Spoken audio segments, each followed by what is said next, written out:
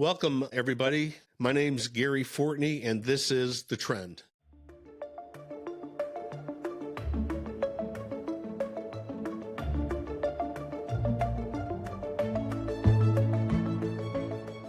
Good afternoon, everybody. Thanks for joining us again for an episode of the Trend podcast. As you know, we talk about law enforcement issues, cold cases, real life law enforcement investigations.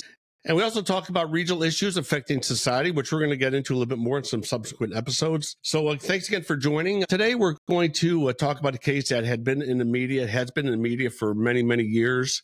There's been a lot done about the case, but I'm going to talk about this case from my perspective, from the investigative perspective, as well as a perspective of the criminal justice system.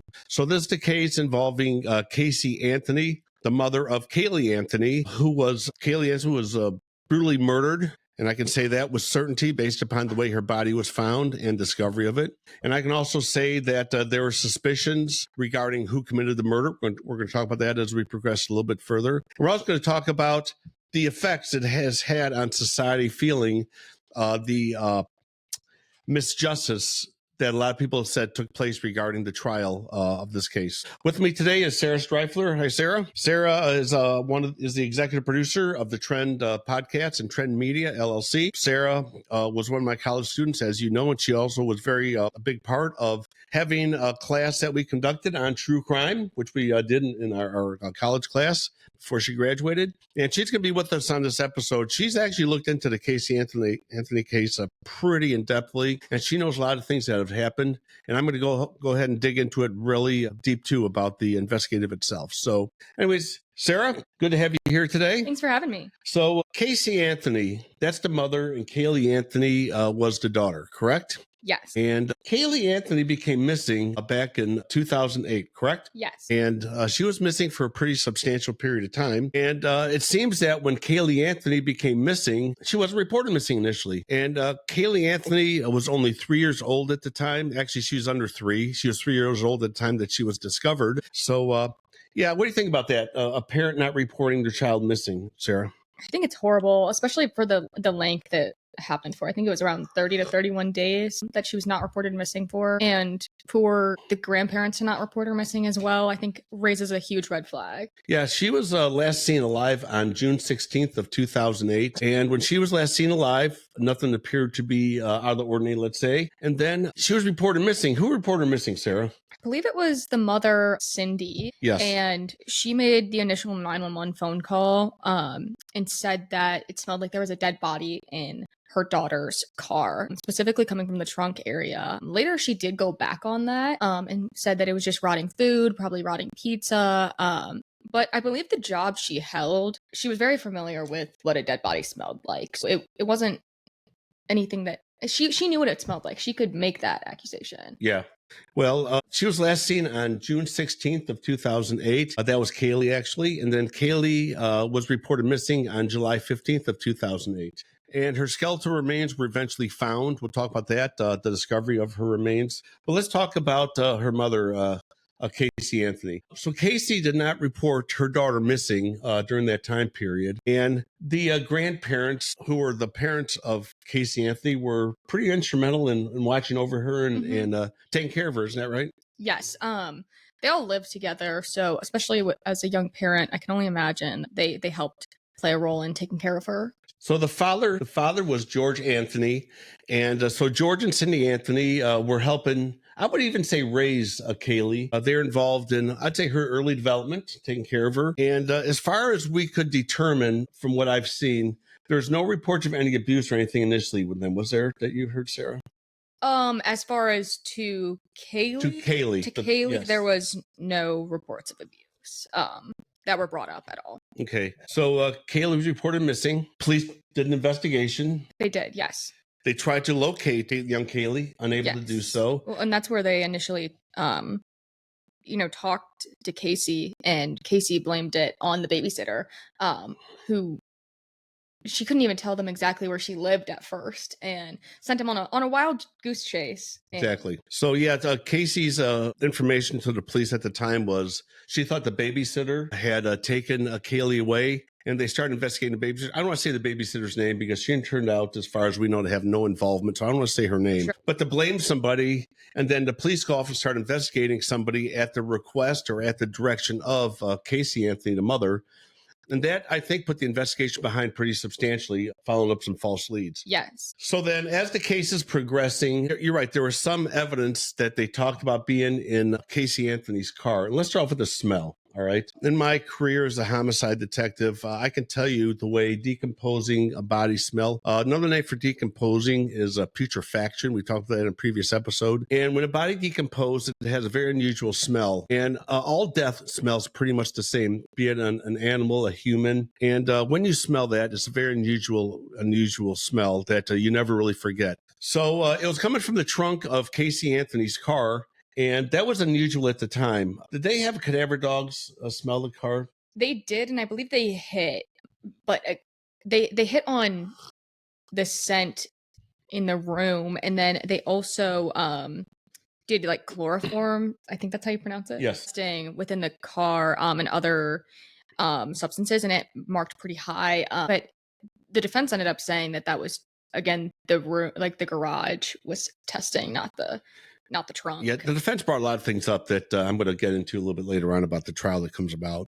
So we have that Caylee's missing. They're trying to find her. Information was given to law enforcement by Caylee Anthony saying that the babysitter was the one who could have been involved in her disappearance. So the police go on and pursue that. And as they're pursuing those leads there, Caylee Anthony was still missing. And as things continued in the investigation, police did not have much to go on. That's what's kind of baffling to me about this. And let me talk about missing persons, especially missing children, through missing adolescents, teenagers, through adults and seniors. The biggest thing that we investigate when we go through a missing person is what is called the mobility of the victim. So if you have somebody who's 2 years old or 3 years old, do they have the capacity to walk away on their own from a house or structure? You're pretty much familiar with young children, right? Actually, you're getting your degree in child advocacy, if I'm not mistaken. Yes, I'm minoring in child advocacy, yes. So no development of children, no development of how this works. So a 2-year-old, 3-year-old missing, they should not be missing on their own. For sure, especially for that long. Yeah, exactly. So let's go to missing seniors. You have a senior citizen, let's say in a nursing home, in a long-term care facility, and let's say they use a walker and they've been missing for a half hour. How far could an elderly person with a walker go in a half hour? So we look about how far they could go. And so with missing person cases, I always start off at how far could the victim go at the time they're reported missing. So we have infants, they cannot leave on their own. They have to be taken, abducted, or in other location by an individual. How about a 5-year-old? Can a 5-year-old walk? Yeah. Yeah, 5-year-olds can go, right? So how far could a 5-year-old go in, let's say, a half hour? So we try to map that out on a map. We'll have an actual map. Those of you that are younger out there, a map is actually a paper device you put on with actually geographic locations. So you have a map. We put a map out on the hood of a police car. You put the location where the child was last seen, and we kind of estimate how far could they go in during that time period. So that's a missing 5-year-old.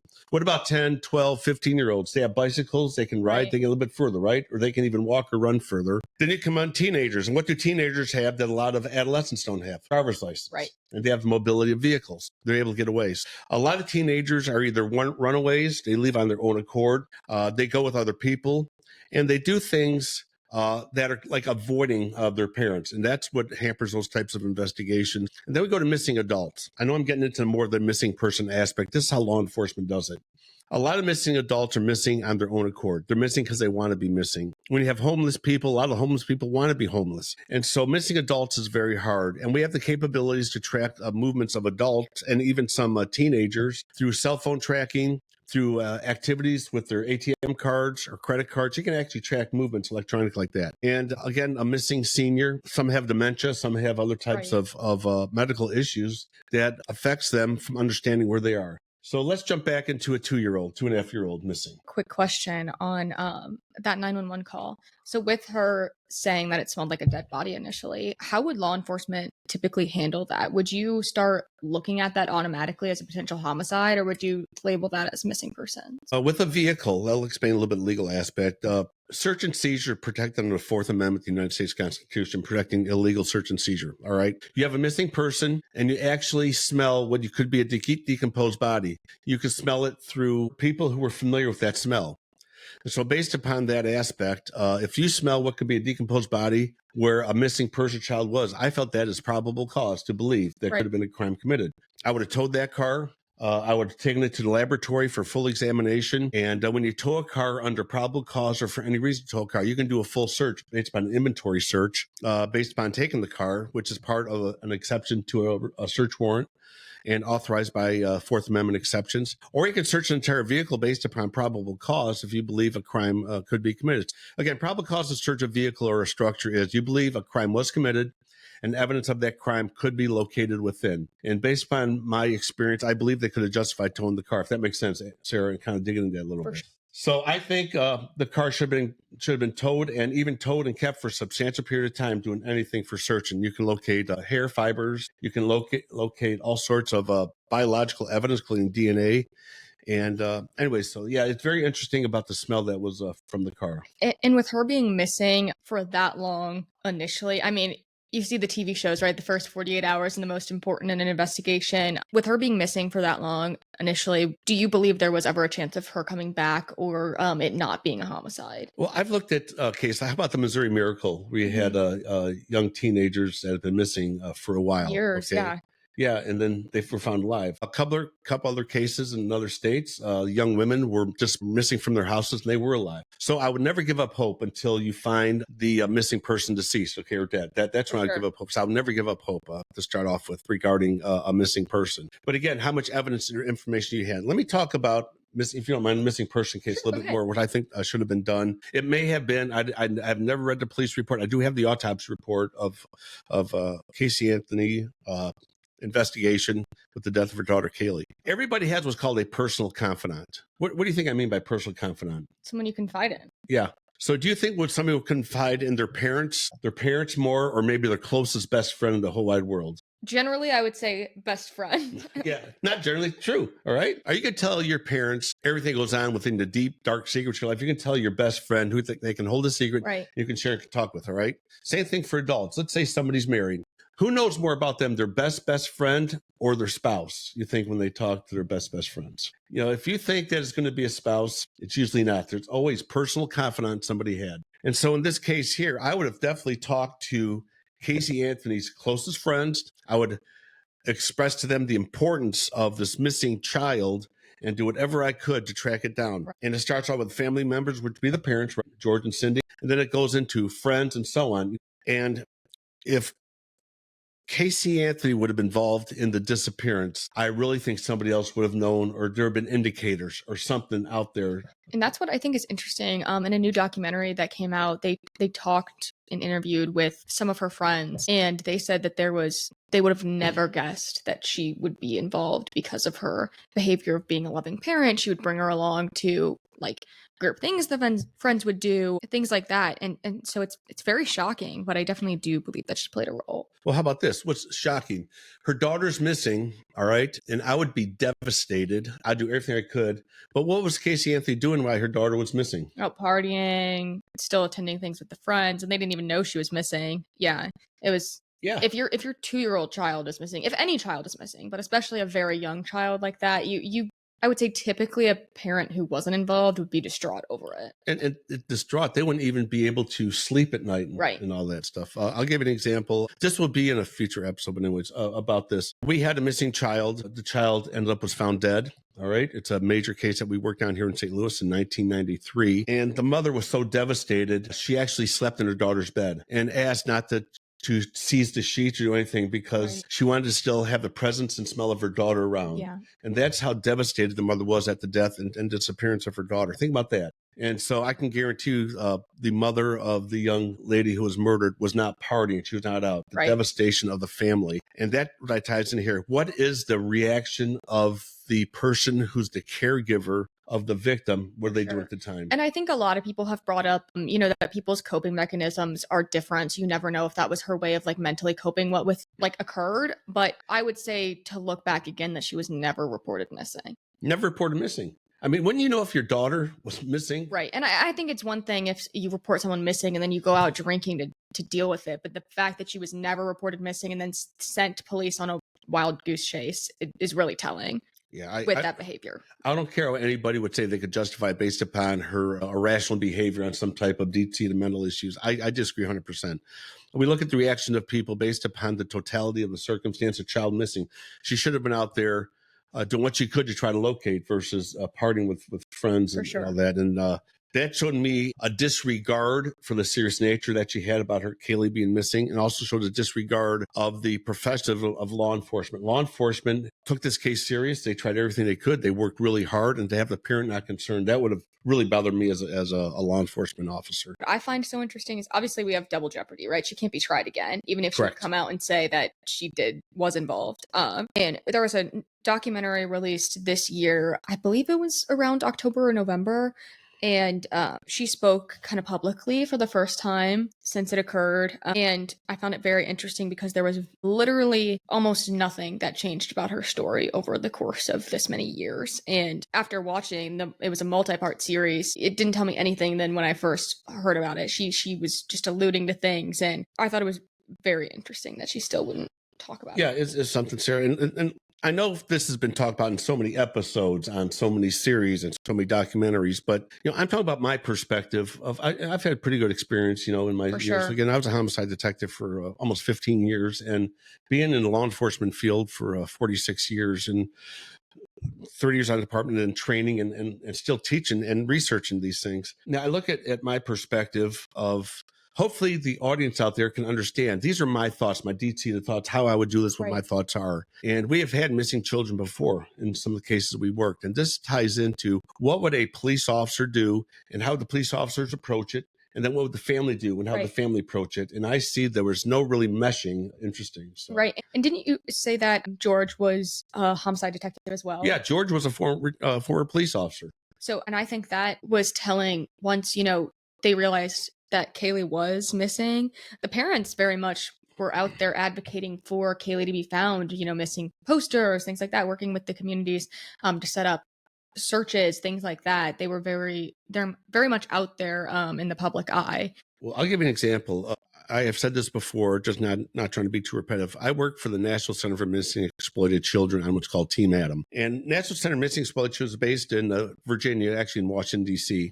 And we had to go there for special training to learn how to be a Team Adam member. Right. And I do rapid response to missing children around the country. They would call up, and me and my business partner, Brian Hill, are both members of Team Adam in the state of Missouri. We do cold case investigations. My preference is the cold cases. I like digging my head into these cases. And I can't talk too specific. I won't even mention the state, but Brian and I got deployed on a cold case investigation. And we actually interviewed the parents of the missing teen, all right? And when we pulled up in front of their house, they still had posters from 30 years old still on the house.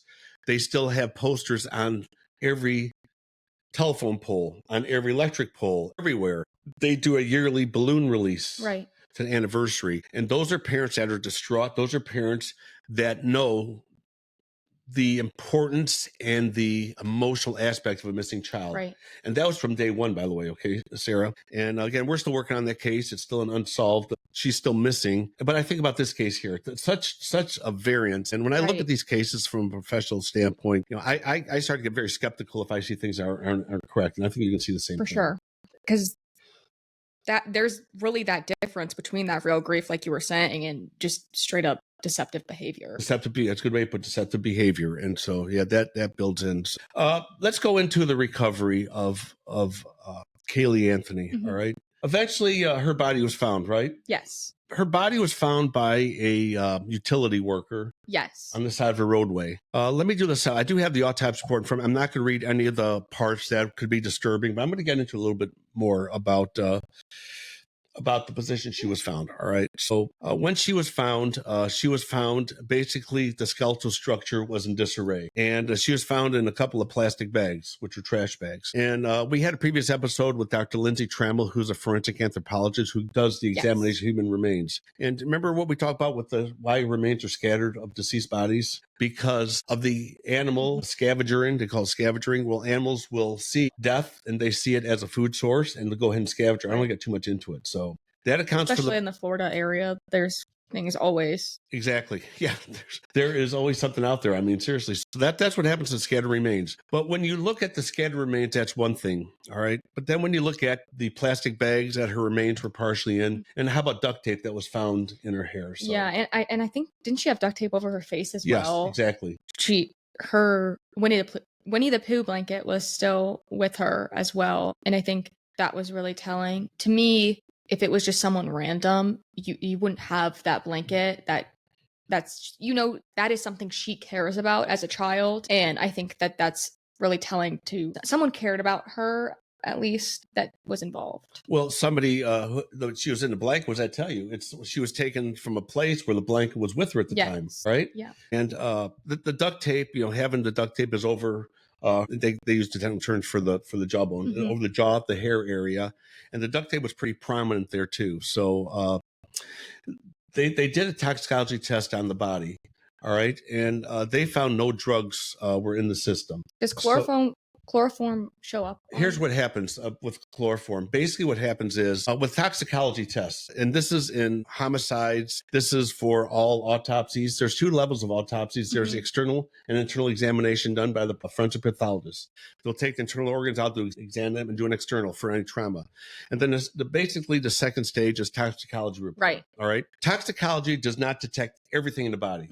They look for specific illicit drugs, alcohol, they look for cocaine, they look for opiates and all that other stuff, all right? So they may or may not have in the autopsy report look for that, but I know there's nothing detected. I believe they probably would have looked for the chemical makeup in her body part of the autopsy report. So yes, but they have to do special testing for some of those compounds. Right, like specially order it in addition.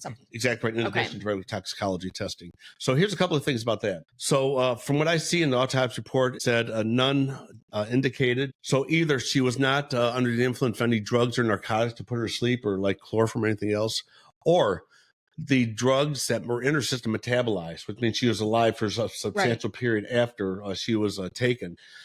The belief is, was she really alive for a period of time that allowed to metabolize? When we look at recovered dead bodies, we can actually get toxicology from several sources. You can get it from urine, tissue, and what's called vitreous. Vitreous is a clear fluid out of the eyes that you can examine for toxicology analysis. And so even if there's a remains that are still there, if you have some tissue, the best place is usually the liver, because the liver is a filter for everything, for filtering it out. But they found none. So that's the two thoughts. Either she didn't have any, or it metabolized out of her body right at the time.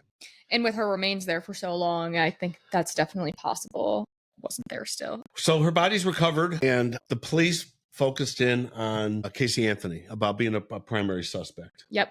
Pretty quickly after. And I think they discovered some of the statements she gave were either inconsistent or were not truthful to the fact, right? Yes. And then after that, I believe they got a search warrant for the house. And specifically, there were things on the computer that were pretty alarming. Yeah, you want to talk about that a little bit? And I'll kind of fill in the gaps here a little bit.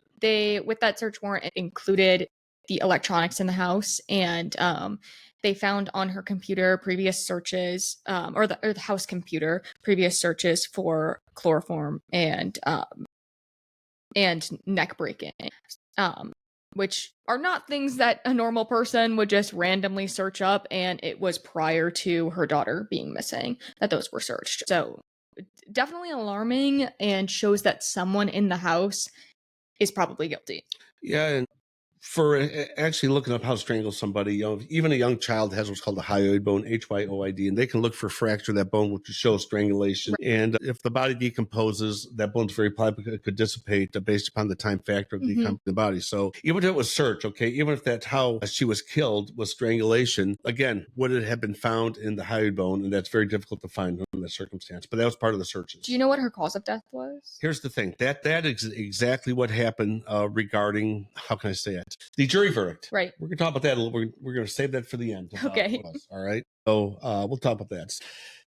They do a search of her computer. They got electronic devices. When you do a search warrant, you look for any computer or other devices. You can do a search history. You can get USB drives. You can get all sorts of telephones and iPads or something like that can do a search. So they searched it. They found these different things of search history in her computer system, which I think is very prominent in the charging of Caylee Anthony in the deaths. So she lied to the police. She was actually convicted of lying to the police, right? Yes, I believe that was the only thing she was ever convicted of. Yep. And she was also found to have searches in the computer system regarding that. So the problem with the search computers, Sarah, who did the searching? So who had access to the computers? Everyone in the house did. Yeah, we knew Cindy and George did. Those are Casey's parents. But then Casey also lived there too. Right. Which I think helped the defense because everyone had access, point fingers at other people, unfortunately. And that's where we talk about the defense. We talk about what happened regarding the defense of this case. So Casey gets charged. It goes to trial in Florida. And a lot of the evidence is presented. The defense was Jose Baez, all right? He was the defense attorney for Caylee Anthony. And this is where I get into some of the personal opinions about this here. Police officers, state's witnesses, prosecutors have to be honest in their assessment of the factual evidence in the case. You can't go up to make up something to tailor the case to meet the circumstances. And has it ever done, sure, there's been lying on the stand in a criminal case before, but that's a criminal violation of perjury. Right. And being charged with perjury as a police officer and never be a police officer again, you can go to jail. And lying as a witness on the stand also, just to get a conviction. Let me tell you two problems with that, first of all. If you're lying to convict somebody, let's say you have a murder case, who's really out there then? Murderer. The real murderer. And they could harm somebody else. It's a misjustice to the person who was wrongly convicted, and also does nothing to help society, right? So that's why the integrity of the witnesses in a murder case is so important. So how about this? Can defense attorneys lie? All the time. Whatever they want. They can throw out a, quote, defense of whatever they want. Yep. So what's the defense? All right. So I have been testified on the stand in numerous trials, preliminary hearings, trials, depositions, grand jury hearings, and all that. So I have had the ability to listen to some of the defenses that are put out. Some of the defense that are put out there, and some are just blatantly not even close to what would really happen. So do you know anything about the defense of what the defense claimed in this case, Sarah? Yes. Well, start off, they claimed how Caylee died was by an accidental drowning in the backyard pool. Okay, let me stop you. What evidence did they present to show that happened? Do you know of anything? I don't think. I think they just had Casey talk about it. Yeah, exactly. But I don't think they had any forensic evidence. Good, exactly right. Okay, so first, accidental drowning in the family pool in the backyard, right? Yes, and then they said that it was, I believe, because Casey's father was watching at the time, and she drowned, and he helped cover it up. Yeah. Because he was a homicide detective, he didn't want to be caught, that type of stuff. But then they brought in the sexual abuse, and really, I think, won the jury over with that. I hate to disagree, but I think that was a part. I'll tell you what the part was as far as the jury I saw. How did sexual abuse get in? Did you who introduced allegations of sexual abuse? I believe it was Casey. Casey, yeah, yes. Casey, at the hands of her father. Yes. And said her mother knew, if I'm not mistaken, and covered up the allegations. So first of all, I would say, was there any report or any official documentation to law enforcement or even family services of sexual abuse at the hands of George Anthony on Casey? No, but I do think we have to be careful there and know that her father was police. And so it's not necessarily anyone she probably thought she could go to if it did occur. Yeah, I understand that, but still, what would the normal person do? I hate to use the word normal, but what would you do? If my dad was a police officer, I can't say that I would report it. Okay, let's back up then. Would you have maybe told one of your close friends, a counselor, told things like that? I would probably tell a counselor. Okay, think about that. Okay, sure. About that. So I don't want to get into the counseling aspect, all right? But what if a counselor knew there's an ongoing criminal activity taking place? They're legally responsible to report it. Yeah, and if they don't, what would happen? And what would happen to a child if they ended up dead or seriously injured? So we know that happened. So, or that's the circumstances of being what's called a mandated reporter, right? Yes. Sarah? So I would have thought that talking to her, personal confidants, her friends, anybody, if there are histories of some type of abuse, it should have been reported, I think, by one of her friends should know. And that should have been part of the interview process with the different people who knew Casey. But as far as I know, unless I don't know of any firm cases of that or been presented more in court of a factual versus a supposition. So that's the thing. And I agree that could be part of it too, about what was the jury thinking at the time. But again, anybody can say anything they wanted on this, right? Right. But I think from the jury's point of view, if they put up on the stand and make you think it's a grieving mother who, even if she said she was guilty and her defense was, I killed her to protect her from the sexual abuse, in a jury's mind, you never know how that could go. Well, to even bring that up. So anyways, that's, it's just kind of, I understand. But when they made the allegation of the father being involved in the cover up and death of Caylee Anthony, that really bothers me. For sure. If you'd see a young child drowning, if you'd see a circumstance of somebody in need, you're going to get them out of the dangerous situation Especially as first. a police officer. Yeah. You're going to call for help. Yeah.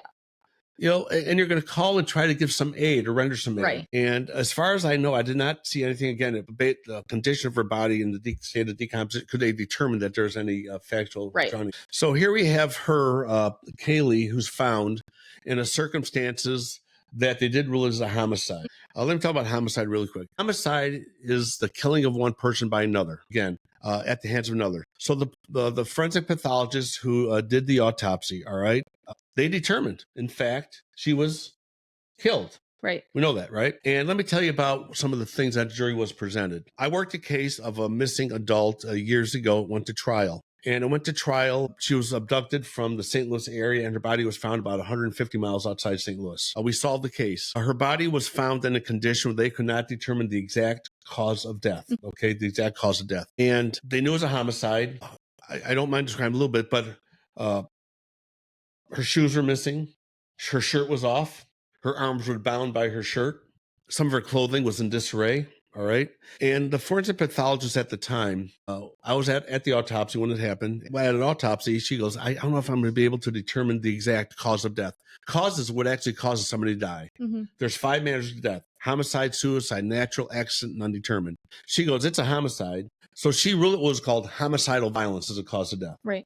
Because of the way the body was found. The body was found in a condition that would have not been on their own accord. So in the autopsy report that is from Florida, it says homicide by undetermined means. Right. And I think juries eat that up. They hate that. They want to know how they died. Yes. Everybody's question is why. Why and what happened. And so here's what we explained in court at trial. This case went to trial a couple of times on some issues regarding some problems in the court, not involving law enforcement, some problems. So anyways, leave it at that. So how was the victim found, the circumstances? So how could you show there was a homicidal violence case with the finding of Caylee's body? Where it was found, she had no mobility, trash bags, right? And where her body was found was very close to the house as well. Exactly right. It was found on the side of a road. I think it was within like 3 miles. Correct. It was really close. Duct tape around her head and the facial area.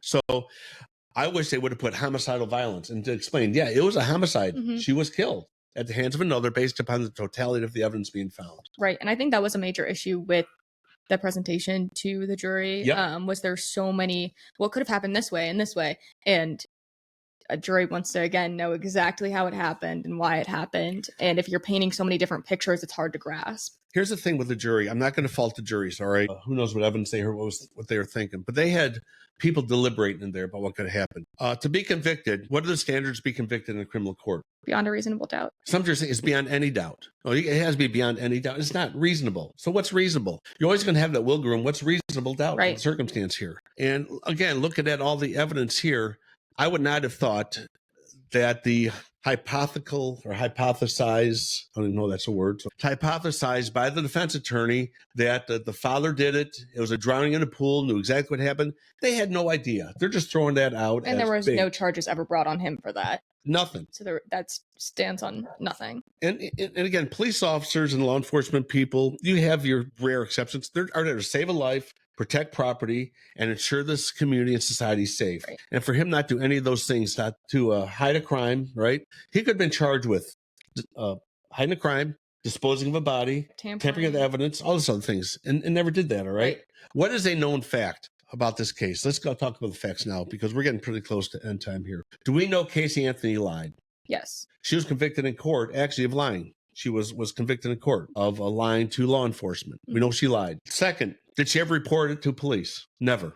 All right. Nope. Did she ever show the concern, compassion, or the other, how can I say, reaction a regular parent would under the same or similar circumstance? At the beginning, no. On trial, yes, she did show different emotion. But was she emotional because of she getting possibly convicted of murder? Right. Or was she truly emotional because of the fact of her daughter being killed? Right. Here's what I think how she got emotional. This happens a lot. If they show photographs of autopsy the body being found, if somebody sees that and they're involved in some type of criminal activity, it's going to have an impact on them. Right. Because when they leave somebody as a result of a homicide, the body is one condition. When it's found, it's always in a different condition. That could have a factor, okay, in her emotional state. So again, was she emotional because she's going to go to jail, or seeing her daughter in that condition, or was it truly based upon her compassion for her young daughter? It's unknown. For sure. Right? I want to touch quickly on the media impact. The case was in Orlando, and they held the jury in Florida as well. How do you think, with this being sensationalized and everyone seeing it, that goes over? I saw the not guilty verdict on the TV when I was at someplace else. I was shocked. Yeah. And so how did it go over? Who knows what goes through the jury's mind? The evidence presented by Jose Baez and the supposition and guessing about what happened. The jury bought into that, which I felt was unfortunate. That's my biggest thing there. Juries make decisions from different geographic areas that they were found. So this was a nationwide case. They try to get juries to take the trial on a change of venue, get juries from other locations. I don't know where they would have went. They have to stay in Florida. Everybody knew about this case. Right. Everybody knew about it. Am I going to say it was a good defense? I don't want to use the word good. It was defense that worked. Fair enough? Right. I have my thoughts about if she really did it or not. All right. What do you think? I think the totality evidence, yeah, I think she was involved. I think she did it. To tally the evidence. Remember, it's beyond a reasonable doubt. Right. What was reasonable in this case here? For sure. Media has an impact. That was a good point, Sarah, bring up about the media. Well, Caylee Anthony has, I think she did or is working on a documentary. I think it's already out there. She did. Yes. Is it already out there, Sarah? Yes, it is. I believe it came out in like October or November. And she really doesn't say anything really new at all. No. It's the same old story. She goes a little bit more in depth, but she says a lot without saying a lot. We'll leave it at that. Is she really saying anything that's new or anything that could show what really happened? No. She doesn't. So is it for the money? Is it for the publicity or is it whatever? I don't know. But all I know that I think that this case is kind of a miscarriage of justice as far as I'm concerned. Okay, everybody has their thoughts about it. Double jeopardy, she can never be tried again. She can go into courtroom step and say, I did this, I really did it. Nothing they can do. Which is why I'm so confused as why she didn't say anything new in the documentary. Yeah. Well, O.J. Simpson, do we think that he killed his... Oh, for sure. But he never said anything. Even on his deathbed, he died with... But he made a book that was like, if I did it... Yeah, but again, did he ever come out and say he did it? No, No, not directly. All right. So again, will ever be said, will ever be find out. I think at some point somebody may know something come forward. That's my personal opinion. At some point, somebody knows more than what they're saying right now. For sure. And again, very interesting case. Again, we looked at it from the law enforcement perspective. We looked at it from the criminal justice perspective. We also looked at it from a personal perspective, right? About the emotions involved in the death of a child. So thanks so much, Sarah, for being on the episode here. I had a really good time. I don't want to say good time talking about it. I had a good time exchanging thoughts about this too, because remember, we got to take care of the victims, society, and the family involved. So thanks for listening again. Thanks for everything that you do for us to listen. Please subscribe and listen to more of our episodes. And again, stay informed, stay tuned in. And again, we do present the facts about the politics. And my name is Gary Fortney, and this is The Trend. Thanks, everyone, for tuning into this episode of The Trend. If you have any questions, comments, or suggestions, please feel free to reach out to us at The Trend's website at www.trendmediallc.com, or you can email us at any time at thetrend@trendmediallc.com. We welcome everybody's comments, suggestions, or reviews. Don't forget to stay connected with us on social media. Follow us on TikTok and Instagram at Trend Media Podcast, and join the conversation on Facebook by searching The Trend Podcast. Check out our Amazon page through the link on our website, where you'll find some of our recommended products. We'll be back next time with more true crime stories, insights on law enforcement trends, and current trends with our region and the people we serve. Until then, stay curious, stay informed, and stay part of The Trend.